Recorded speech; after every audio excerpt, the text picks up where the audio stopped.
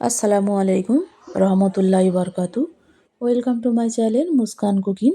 আজ আমি তোমাদের কাছে দুধ পুলির পিঠের রেসিপি নিয়ে এসেছি, যেটা খেতে খুবই দারুণ লাগে। বানানো খুবই সোজা, মুখে লেগে থাকার মতন স্বাদ। 10 মিনিটের মধ্যে তোমরা ঝটপট কেউ যদি চাও এরম পিঠে বানিয়ে নেবে। আর আমরা বাঙালি, আমাদের পিঠে খেতে খুবই ভালো লাগে। আর পিঠে বানাবার ভয়তে আমরা অনেক সময় বানাতে চাই না, কারণ পিঠে বানাতে অনেক টাইম লাগে। সেই জন্য 10 মিনিটে তোমরা পাউরুটি দিয়ে এইরকম ঝটপট একটা সুন্দর, ভিতরে কত সুন্দর মালাই সফট পিঠে আমি বানিয়ে তোমাদেরকে দেখাবো। তোমরা ভিডিওটা অবশ্যই পুরো দেখবে। ভিডিও যদি ভালো লাগে অবশ্যই একটা লাইক, কমেন্ট, সাবস্ক্রাইব করে দেবে। আর অন্যের কাছে শেয়ার করতে তোমরা কিন্তু একদমই ভুলবে না। আমি এখানে 1 কাপ চাল নিয়েছিলাম। চালটা আমি 2 ঘন্টা ভিজিয়ে রেখেছিলাম। তোমরা চাইলে সারা রাতও ভিজিয়ে রাখতে পারো। তবে চালটা তোমরা যে কোনো ব্র্যান্ডেড নিতে পারো। তোমরা ঘরের যে চালের ভাত খাও সেই চালটাও বানাতে পারো, গোবিন্দভোগের চালের বানাতে পারো। যেরকম তোমাদের হাতের ধারে চাল থাকবে তোমরা সেই চাল দিয়ে বানাতে পারো। দেখো চালটা আমি পুরো একদম দুধের মতন বানিয়ে নেব। এর নিচে কোনো একটা চালের দানা পর্যন্ত থাকবে না। এবারে আমি এখানে 1 কাপ দুধ নিয়েছিলাম। 1 কাপ দুধ একটা আমি প্যানে এখানে রেখে দিলাম। দিয়ে তার মধ্যে আমি চিনি অ্যাড করব। চিনিটা তোমরা তোমাদের স্বাদ মতন নেবে, যে যতটা মিষ্টি তোমরা পছন্দ করো। এবারে আমি এর মধ্যে 2-3টে এলাচ মুখটা ফাটিয়ে আমি এর মধ্যে দিয়ে দেব, কারণ এলাচ দিলে একটা ফ্লেভার ভালো আসে। এবারে এখানে অনেকে গুঁড়ো দুধ দেয়, আমি এখানে আমুল কোম্পানির কনসেন্ট মিল্ক দিলাম। এটাও একটা ক্রিম, এটা দিলে টেস্টটা আরও বেশি ভালো হয়। তোমরা চাইলে এটাও দিতে পারো, কিংবা দুটোও দিতে পারো। গুঁড়ো দুধও ইউজ করতে পারো, এটাও ব্যবহার করতে পারো। তবে আমার কাছে গুঁড়ো দুধ নেই বলে আমি দিলাম না। এবারে সব কিছু দেওয়ার পরে আমি যে চালটাকে মিক্সারে আমি পিষে রেখেছিলাম সেটা আমি এই দুধের মধ্যে অ্যাড করে দিলাম। সব কটা উপকরণ মেশানো হয়ে গেছে।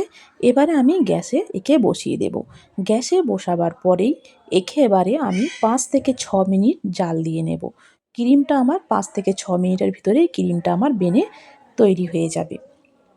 যতক্ষণ না ক্রিমটা বানে আমি অনবরত এরকমভাবেই নাড়তে থাকবো। তোমরা ভিডিওটা পুরো দেখতে থাকো। দেখো নাড়তে নাড়তে নাড়তে আর তোমাদের সাথে গল্প করতে করতে আমার দেখো ক্রিমটা অলরেডি বেনে এসছে। দেখো মাশাল্লাহ ক্রিমটা, বেশি ক্রিমটা তবে তোমরা গাঢ়ও করবে না, একদম পাতলা করবে না, কারণ ঠান্ডা হয়ে গেলে এটা অলরেডি অনেকটা গাঢ় হয়ে যাবে। দেখো ক্রিমটা আমার মালাইটা যে আমি বানিয়েছিলাম, একে ক্রিমও বলতে পারো, মালাইও বলতে পারো, মালাইটা অলরেডি আমার তৈরি হয়ে গেছে। দেখো মাশাল্লাহ মালাইটার লুকটা খালি তোমরা একবার দেখো, কত সুন্দর লাগছে। এই মালাইটা তোমরা কিন্তু এমনিও কিন্তু খেতে পারো, এটা খেতে আরও দারুণ লাগে। তবে তোমরা চাইলে এটা এক্সট্রা করে অনেকটা বানাতে পারো, পিঠের জন্য আলাদা বানাতে পারো, এমনিও তোমরা খেতে পারো এটা। দেখো অলরেডি আমার মালাই বেনে গেছে, দেখো তোমরা মালাইটা দেখো। এবারে আমি এখানে 6-7টা পাউরুটি নিয়েছিলাম। পাউরুটিটার আমি ধারগুলো এরকম কেটে কেটে আমি এক সাইডে রেখে দেবো। তবে আর একটা কথা বলি, পাউরুটির এই ধারগুলো কিন্তু কেটে তোমরা ফেলে দেবে না। এইতেও অনেক কাজ হয়, কারণ যখন আমরা পকোড়ি টকোড়ি ভাজি তার মধ্যে এগুলো একটা যেটা মিক্সার জারে আমরা এটা এটা আচ্ছা ভালো করে এটা পিষে নিয়ে গুঁড়ো গুঁড়ো করে এটা আমি দিলে যেমন সুজির মধ্যে মতন কাজ হয়, এগুলো অনেক রকমের কাজে লাগে। অনেক রেসিপিতে এইগুলো দেওয়া হয়, এইগুলোও তোমরা ফেলবে না। তবে দেখো সবকটা ধার আমার কাটা হয়ে গেল। তোমরা ছুরি দিয়ে চাইলে কাটতে পারো, কাঁচি দিয়েও কাটতে পারো। সবকটা আমার ধার দেখো কত সুন্দর আমি কেটে আমি নিয়ে নিয়েছি। এবারে আমি একে কি করব, একটু সবকটা তোমাদের একবার দেখিয়ে দিই। দেখো কাটা হয়ে গেছে। আমি এবারে একটুখানি এগুলো হালকা করে একটু হালকা হাতে একটু বেলে নিতে হবে, কারণ পাউরুটির একটুখানি খটখটের মতন হয়ে থাকে, সেই জন্য একটু হালকা হাতে বেলে একটু নরম করে নিতে হবে। দেখো নরম করে নিয়েছি। এইগুলো এরকম সবকটা আমি এরকমভাবে নরম করে নেব, এরকম বেলে বেলে আমি একে একদম রুটির মতন শেপ দিয়ে নরম করে নেব। এবারে আমি যে ক্রিমগুলো বানিয়ে রেখেছিলাম, যে মালাইটা বানিয়েছিলাম, সেই মালাইটা দেখো বসে ঠান্ডা হয়ে বসে যেতে কতটা গাঢ় হয়ে গেছে।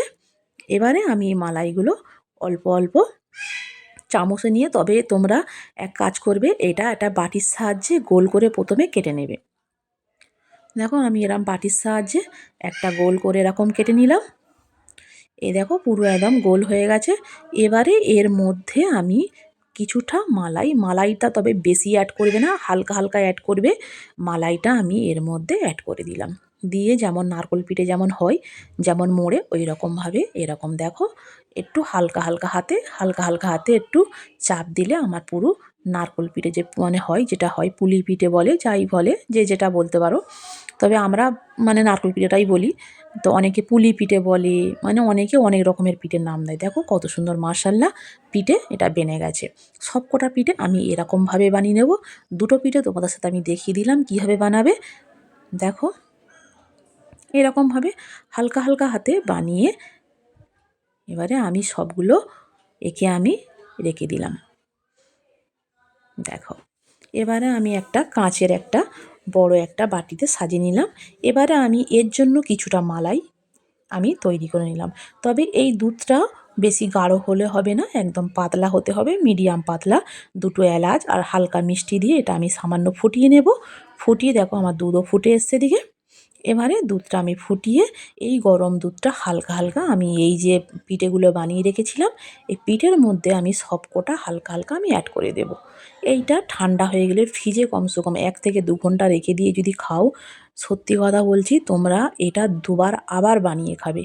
না যদি খাও আমাকে অবশ্যই কমেন্টে এসে তোমরা যা বলতে পারো যে পিঠাটা যদি না ভালো লাগে তোমাদের খেয়ে, খাওয়ার পর তোমার যদি না ভালো লাগে তোমরা এসে আমাকে কমেন্টে যা খুশি বলতে পারো। দেখো এইগুলো আমি এবার দুধে ভিজিয়ে রেখেছিলাম, তারপরে কিছু কিছু বাদাম কেটে আমি এর মধ্যে একটু ছড়িয়ে দিলাম যাতে একটু ভালো লাগে দেখতে। দেখো মাশাআল্লাহ লুকটা তোমরা দেখো কত সুন্দর। ফ্রিজে রেখে তোমরা খাবে, সত্যি কথা এত দারুণ লাগে তোমাদের কি বলবো। আর আমার চ্যানেলে তোমরা আরও নিত্য নতুন ভিডিও পাবে, চাইলে তোমরা আমার চ্যানেলে এসে আমার ভিডিওগুলো তোমরা দেখতে পারো। আমি তোমাদের কাছে আবার কোনো নতুন ভিডিও নিয়ে আবার আমি আসার চেষ্টা করব। দেখো আমি তোমাদেরকে একটু কেটে দেখাই, দেখো। আল্লাহ হাফেজ।